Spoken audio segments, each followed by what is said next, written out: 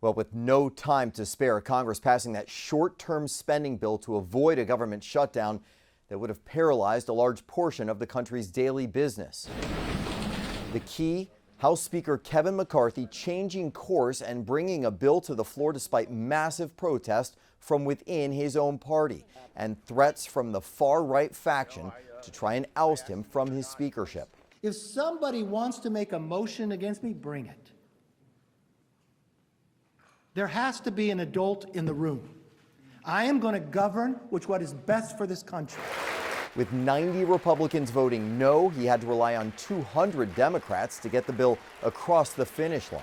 Speaker McCarthy cannot use Democrat votes to advance the spending priorities of Joe Biden and expect that he's going to remain the Republican speaker. It was clear to us that this spending bill was a complete and total victory for the American people and a total defeat for the extreme MAGA Republicans. Adding to the chaos of the day, House Democrat Jamal Bowman was seen pulling a fire alarm and forcing evacuations from a House office building as Democrats were looking for more time to read the bill.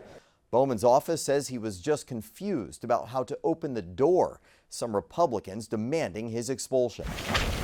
The new bill is a clean extension of the current funding levels, including needed resources for disaster relief, but it does not include more support for Ukraine, a sticking point throughout this fight. The Senate, hours later, passing the bill too and sending it to President Biden. All the bill really does now is kick the can down the road for another 45 days, which will allow for negotiations to continue on a longer-term spending bill. And if some hard-right Republicans get their way, Speaker McCarthy won't have the gavel next time. In Washington, I'm Scott Thuman.